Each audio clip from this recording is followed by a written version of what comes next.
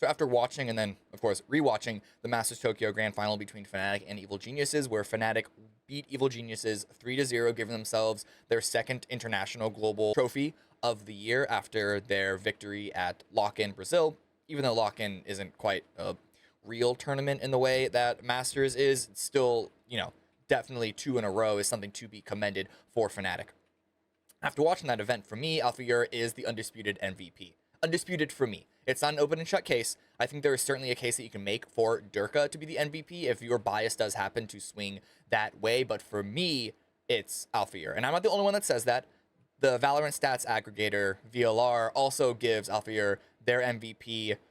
My understanding is that it's going to be based off of their own internal rating system, which is different from Riot's internal ACS rating system. But my reasoning for giving Alfajer the MVP is not based off of numbers necessarily. It's based off of eye test. It was only after I watched the series that I look up the numbers, and that only further bolstered my argument for Alfajer. There's definitely a case for Durka. I don't want to take that away from him. I think that it's not exactly... I wouldn't say it's not exactly 1A, 1B. It's more like 1A, 1B minus, I guess.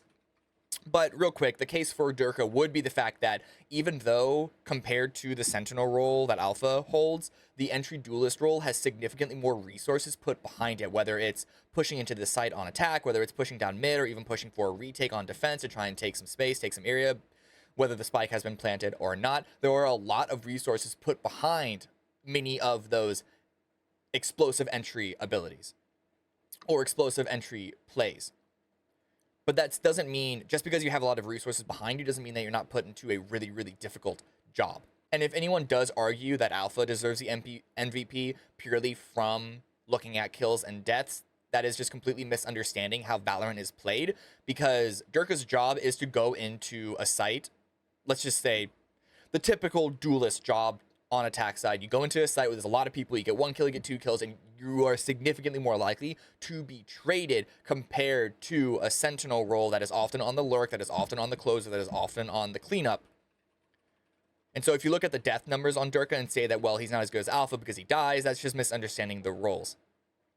But the reason why I say Alpha is the MVP for me is because of the amount of impact he was able to create without having any other extra resources behind him. The fact that he was able to create so many moments for Fnatic to play off of, whether it was a direct interaction with the site that Fnatic wanted to take, or in a lot of cases, an interaction with the opposite side of the site, pulling resources from Evil Geniuses to then allow the site take, or even maybe on the defense by himself, is the reason why he is the MVP for me. Now, looking at the series overall is a little bit difficult just because of the nature of Valorant. Not only do you have the different maps that have a lot of diversity in how they're required to be played. For example, some of them have 3 sides, some of them have 2. That's probably the biggest difference between a lot of them, but you also have Fracture with the zip lines. Anyway, we all know the maps can be very, very diverse in how they're supposed to be played, and then you throw agents into the mix. How you play one agent, how the team plays around you on one agent is completely different from how you and your team would play around you on another agent. So for starters, we are going to need to separate this argument for Alpha, or I guess this breakdown of Alpha's MVP performance, between map 1 and then map 2 and 3. Because map 1, he's on Killjoy, map 2 and 3, he is on Cypher. And for the record, just as we start, it's the Cypher play specifically why he wins the MVP for me, but the Killjoy play is also very, very, very strong. But the main difference is Killjoy is a significantly higher win condition agent for Fnatic.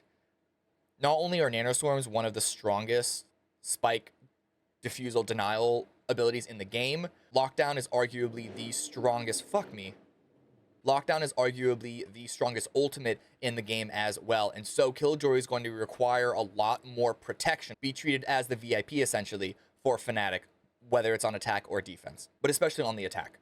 The main way that Fnatic utilized Killjoy, that Alpha played Killjoy, is as the hard closer. He would never be a part of the entry pack when they would go onto a site. He would help them take the initial area, whether it's A, B, or C, but he would never actually go into the site itself. The spike would be planted for him. He would throw the nanoswarms on that spike, and then his job would be playing as the closer. Whether he was left in a 1v1 or a 1v2, he had the nanoswarms for support, as well as being able to play. I mean, Alpha himself showed the ability to play around his opponent's smokes to a really, really strong level to make sure the round continued into their favor once the spike got planted.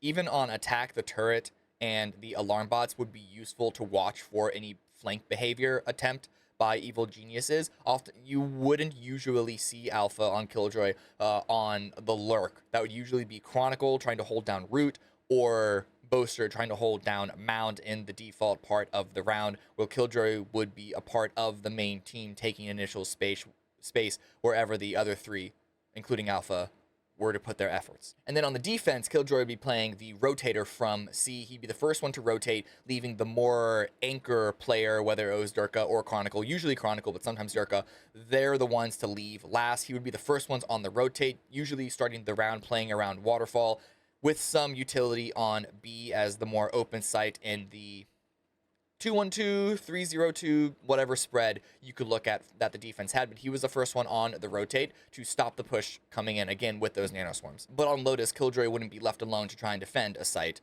if, say, they happen to fall for a fake or whatever happened. Now, Cypher, despite being another similar Sentinel, similar to Killjoy in how they represent the Sentinel playstyle, the Sentinel role, the way that a team plays around them is incredibly different. Killjoy is a win condition agent a lot more often.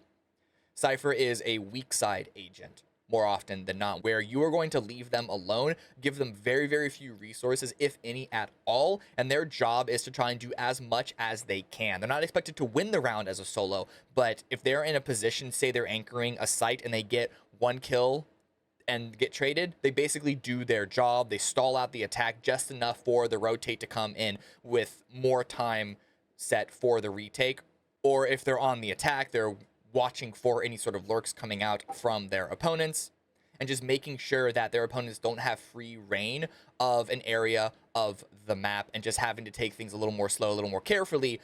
But Cypher is not there to try and win the round on their own. It's more about drawing resources or slowing down the arrival of the enemy team.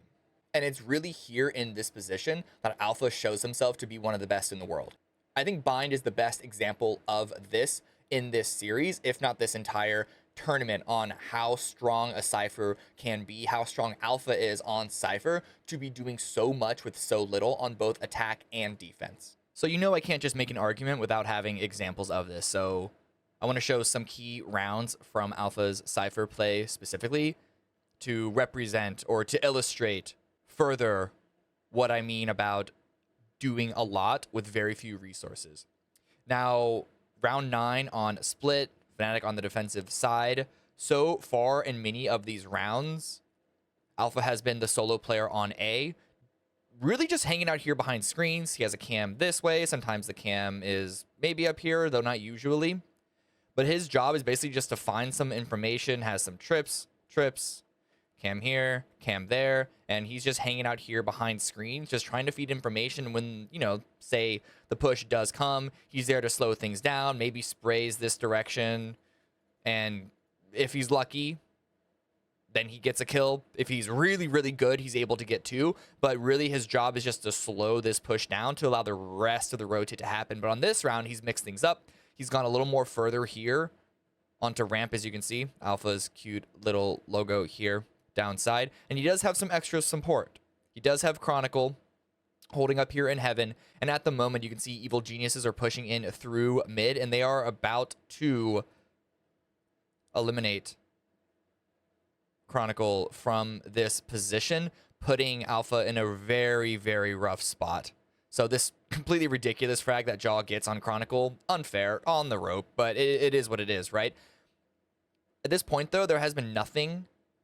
Maybe a read has happened, but I'm not aware of anything blatant that has given evil geniuses the information that Alfajer is right here, and it hasn't been that long since he's mixed things up again. Most of the time, he's just been back here in Split, and it's reasonable to assume that evil geniuses are just conditioned to think that he's going to stay back there. But he's in between a split push from evil geniuses. Right now, evil geniuses are going to go from 2 directions, maybe send someone out here to stop this little rotate.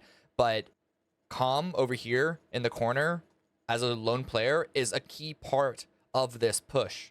And so what Alpha does is he just catches everyone off guard. He's going to, as a solo player, get this one key kill, even with that smoke off his position. And that allowed Boaster, who had teleported just now onto the site, to have another key angle. in order to continue this hold and just really not allow evil geniuses onto the site at all. If it wasn't for that one kill onto Calm, very likely this could have been an evil geniuses round. Like, they're still able to get the plant after taking out Boaster, making his venture only 1 for 1. But at this point, they're basically all surrounded. And as long as they're able to find out, which they do, find Boostio's lurk in from mid, then this is yet another Fnatic round. Blah, blah, blah. Speed things up. They're going to win the round. Defuse, etc. Yeah, let's go. As for the attacking side of things, this is a really, really good example of Alfajer being able to pull so many resources and knowing exactly how to get out without losing his life, but just keeping evil geniuses distracted. Every single round so far, or almost every single round, if not every single round, he's been in this position. That Cam has been in that exact same spot, and he's even flash at this point. Dodges a flash with his Cam, which is really, really good, but he is staying in this corner. He's chill. He knows that he can't get peeked from this Demon 1 angle here, flying up over the top. He is just forcing them to push his position, forcing evil geniuses to put resources in this area of the map in order to disrupt.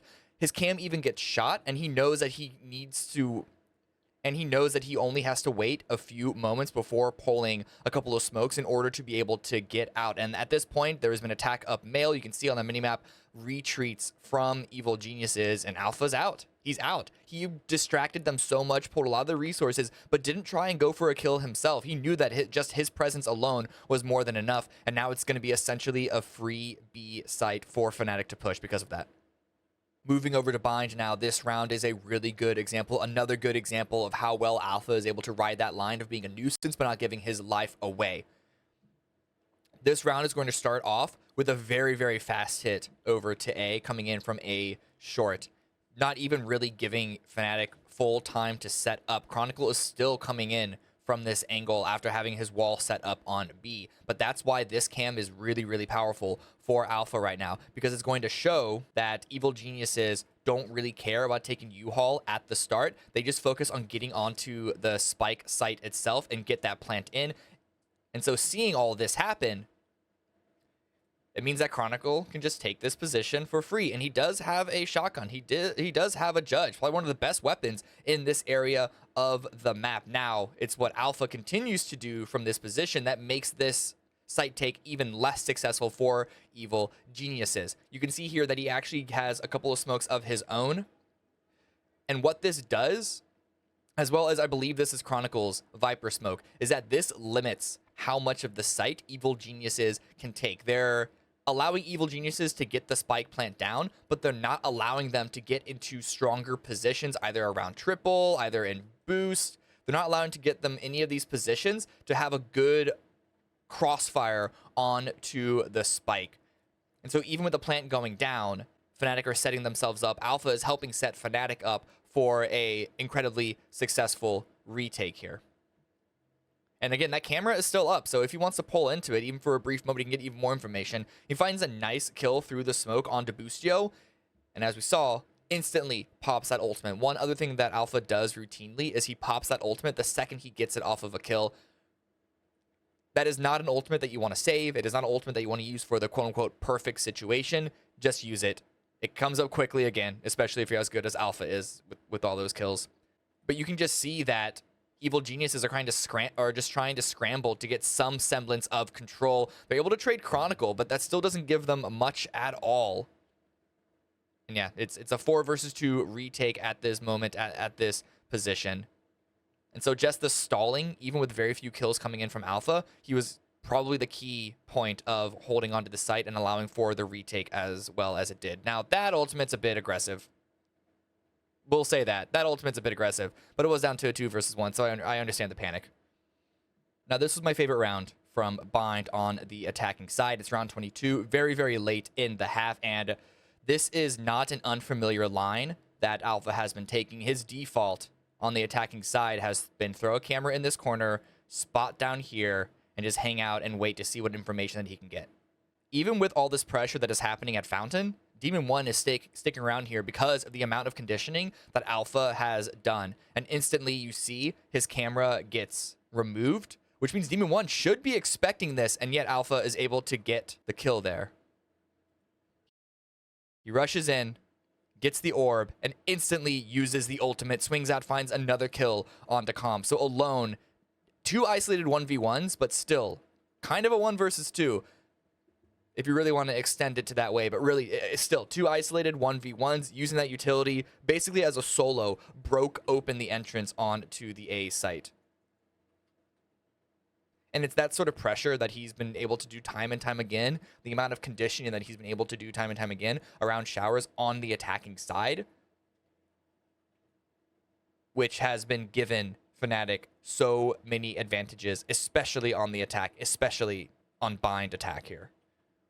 Now, none of this is to say that Alpha is solo carrying this entire team. It's been said by many people before me that Valorant is FNATIC's game. Everyone else is trying to catch up, and there is a really, really big chance that in Champions at the end of the year, FNATIC are going to win the full triple crown, the 3-piece from lock-in from Tokyo to Champions. And anyone can be the MVP at the end of the 3rd tournament this year, just as it was Leo that won the MVP in lock-in. But this time around in Tokyo, Alfajer was the MVP of the grand final. Those are my thoughts. Hope you enjoyed. Don't forget to like and subscribe, and I'll see you next time.